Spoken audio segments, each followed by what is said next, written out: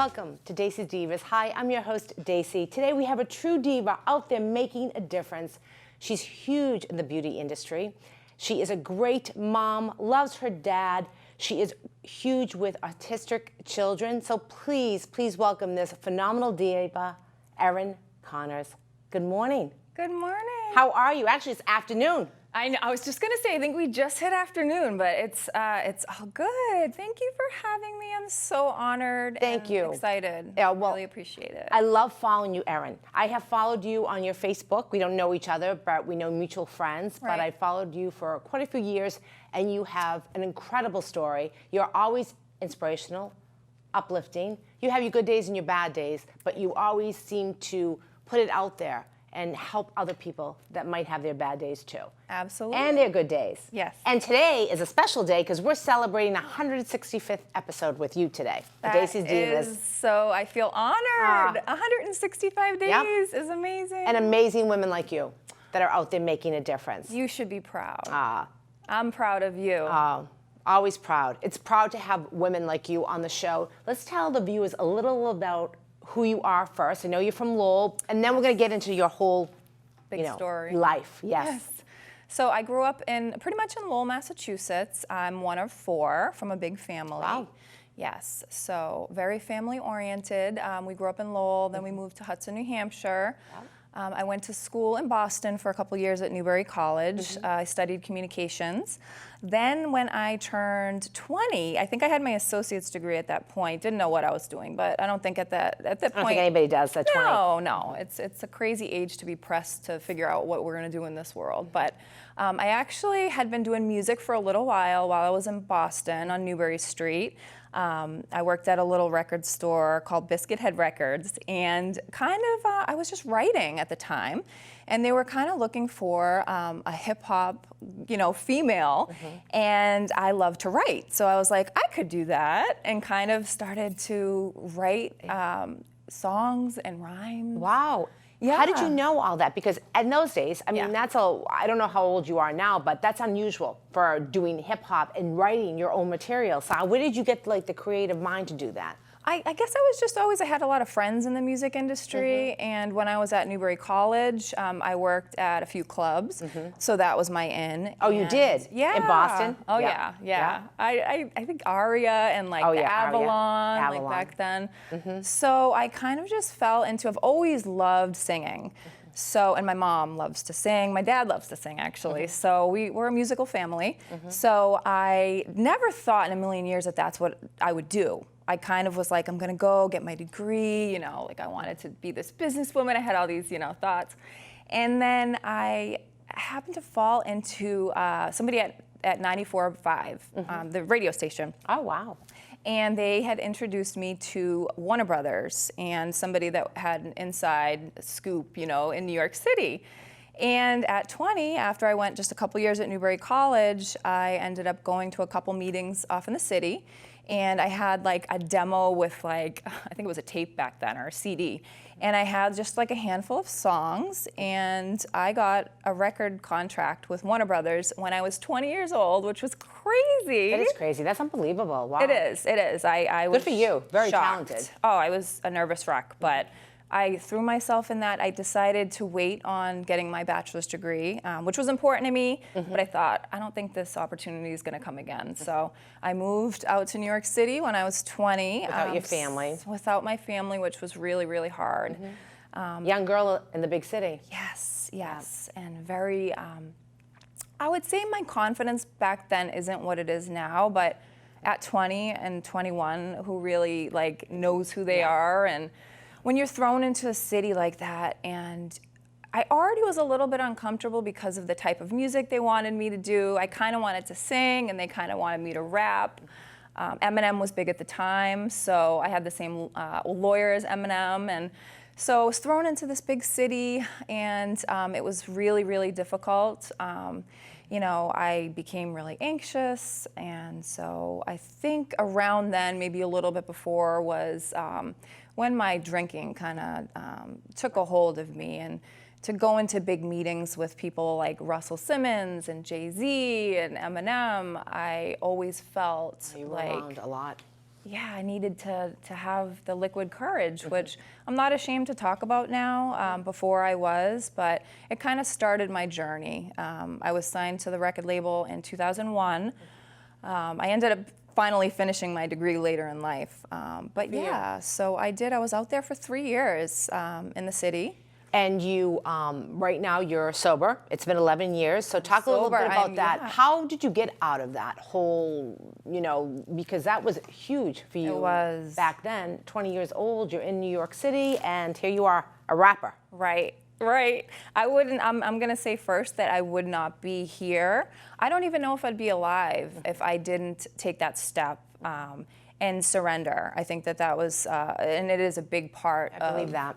It is. It's a lot of people say, I have a problem, I'm confused, I don't know how to stop. But until you recognize that it's a problem and you surrender to it, you can't go any further without that first step. So very courageous. Thank you. I'm finally like, wow, I'm pretty proud. You should December, be proud. Thank you. In December, I will be 11 years sober. So rewind back to New York. So that was 3 years I was there. And thankfully, when I was around 23, 24, I moved back home. I think the whole city life Just got to you. It did. Burnt you out. And my parents said, if you need to come home and finish your degree, and thankfully I decided to come back. I did move back in with my parents, which was really difficult at that age. Did they know about your drinking problem? I think my dad, who is sober, almost 30 years sober, I think deep down he always knew. Right. And he'd say little things here and there, but when you're in it, you don't know. And that's the scary part. You always kind of think that you can control it, and it's kind of, it's a shameful thing now for people, but it's totally nothing to be ashamed of. So I think that I might have had a little bit of an idea because he'd say little things here and there, but I thought eventually I can control this. It's not going to control me. I came home, and I think that's when, after all the, being around celebrities, the dust settled and it's like, someday I'll write a book, but all these stories, and then all of a sudden you're thrown back home, and all of a sudden it's not the big lights and the big city and the big parties and the celebrities and the recording until 3 a.m. And in the city it was go, go, go, go. How much I remember of that, sadly, there's so many things that are things that I can't even really remember because of all the drinking, but you get thrown back at home, and it's kind of, I fell into a depression, lots of anxiety, depression. I did finish my degree finally I feel like I started my story and then we got way off. Okay. Yep. So I went to UMass Lowell, and that kind of forced me into full-time classwork, and so that made me even more. And what do you do now? What is your degree now? Is that with? It's in psychology. Psychology. So yeah. Okay. So it started out in communications, funny enough, and then it went to psychology, and I kind of use it now, but I mean, who knows? It's funny how many people actually use their degree now, but. We're going to post a couple pictures of way back when. Yes. And then we're going to post up pictures of now of your beautiful family. So, Thank you. Okay, so here you are. You're a mom now of 3 beautiful children. Yes. Oh, that's Ivory. So to the left was the magazine. That is, so my music name was Ivory, funny enough, because they were like, there's no white female rapper. And one day I was in the studio and I just said, what about Ivory, like the soap? And everyone laughed, and they said, that's it, you're Ivory. Yeah. So that's Ivory on the left there. In the background, if you can see the girl with the lipstick and the hat on, they did an article in Spin magazine about me, about Feminem, and wanting me to be like that next kind of like female Eminem. So behind there was the magazine article. Now on the right is your beautiful new baby. Yes, big boy. It's baby Kyle, and I'm kind of trying to show social media and Facebook that you don't have to be perfect to run a beauty business. As you can see here, I have no makeup on. I don't know what I'm doing. I'm trying to feed him. I'm holding my makeup in the other hand, but just to show people that you don't have to, you know what, you can do it from your house. You can do it all.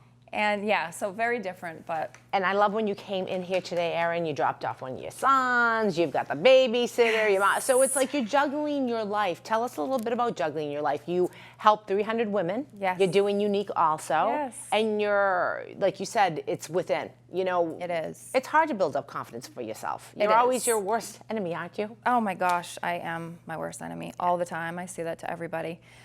So I finally, after a while, I knew that the number one thing in life I ever wanted was to be a mom. So I was trying to figure out a way that I could work from home. I've done lots of jobs, after the music and before becoming a mom. I worked at group homes with emotionally unstable kids. I worked in special needs a lot, I think for almost 20 years, mostly in the autism community. Yeah, and I knew I had a niche for that, so that's kind of what I stuck with. So then I decided, I think I was maybe Mia was 6 months old, and my friend Jen, who you had on the show, said to me, why don't you do this makeup business with me? And I was like, I can't, And then fast forward later, I wanted to privately work nights so that I could stay home with my kids. So I met a really nice family in Concord who had a son that was on the autism spectrum. Tommy. His name's Tommy. Yep, I think we can show a picture of Tommy. I loved when you reunited with him a few months ago. Yes. Yeah. That was sweet because. Here's Tommy. Yeah, that's Tommy. Tommy and I, and that's the family on And that. there's your family, your husband Phil. Yes. Mia, who's getting so big. Mia is the big 8-year-old. Ty is 6, and Kyle is 8 months. Nice. Yeah, so Tommy is 27 now. I've been working with him since Mia was a baby, so 8 years. Wow. And they wanted somebody who, I used to work at a school. I was a bachelor level teacher for an autism classroom. It was a lot of hands-on. Yeah, it was Methuen. Tough. That's a tough. Very tough, very physical, which broke my heart because it was a lot of restraining. And I mean, these kids, didn't want to be restrained. But again, it was just, it was kind of a school that was the most intense situations, So to meet Tommy's family and Tommy, and who isn't violent or anything like that, but he just needed help with being on his own. And so I helped with communication, behavior, and I did that 4 nights a week for a long, long time.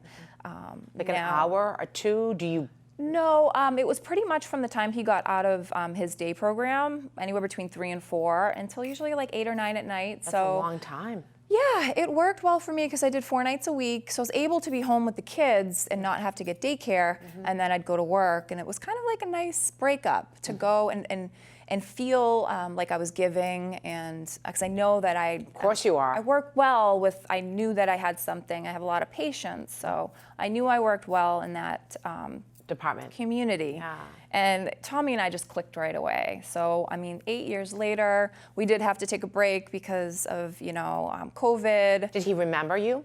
Oh my gosh, yeah. Every day they'd say, we tried FaceTime, but it's kind of hard. No, because it's confusing. It's confusing for him, and he lives with 3 other autistic men.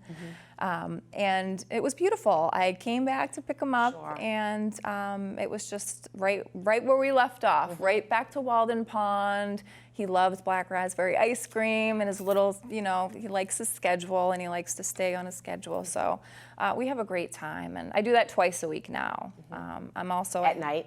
Yes. Okay. Yep. Tuesdays and Thursdays I do that, and I also help with my dad, who had a brain injury, like I was telling you, 8 years ago. Come a long way, your father. Now tell us, it's the No Quit team, correct? It is the No Quit team. I love that. No Quit. My makeup team my unique team is Team No Quit. After my dad, my family were all very close. In 8 years. I like that. Yeah, I do too. Yeah, I like that. Family at the end of the day is all we have. It's true. It is, and I'm very lucky because not everybody has that. So 8 years ago, he fell and hit his head, and we don't know. He was healthy. He was 60 when it happened. We don't know what happened, and we'll never know. We try to figure it out, but the doctors. Have a brain bleed? He did. So he fell and he had a traumatic brain injury. But the doctors, they say it wasn't a stroke. It wasn't anything like that. So he relearned to walk, he relearned to talk.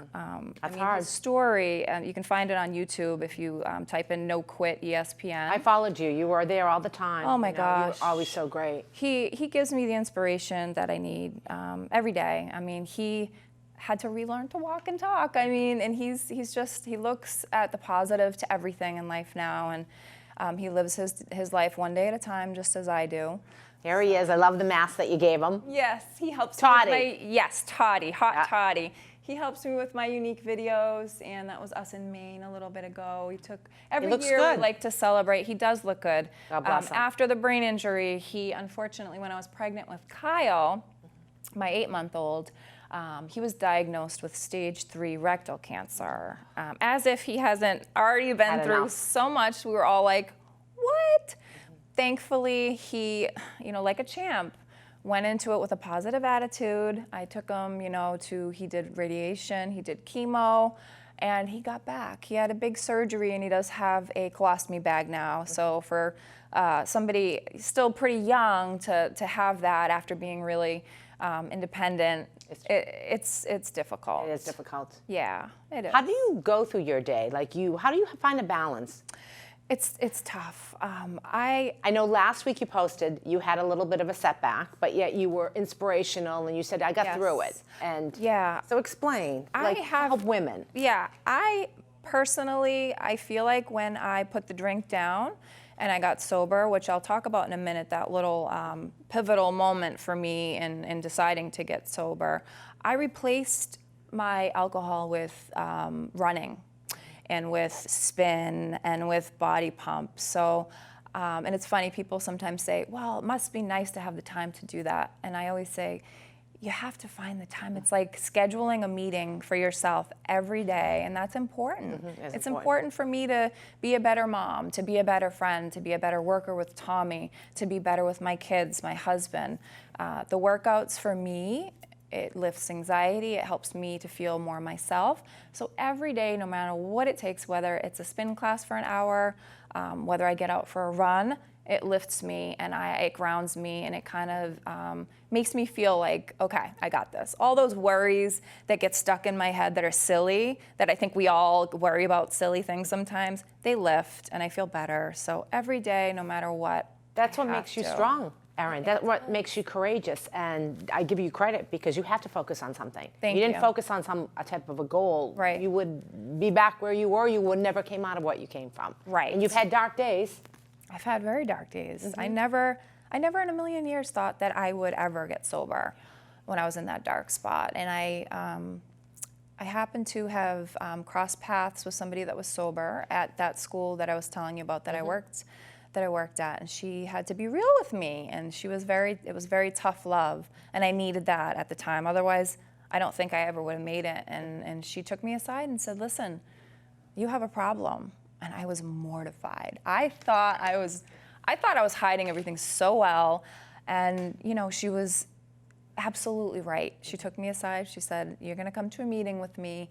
And I thought, oh gosh, I just really at that time thought, and I'm working in a school, and thought I was hiding it well. And thank God for her. Do you still keep in contact with her? I do every so often.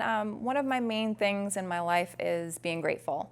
And without her, I tell her, I say, like, do you know how important this was? And she said, you're doing that for other people. And I do. I started to speak about it on Facebook, and it's not easy to do.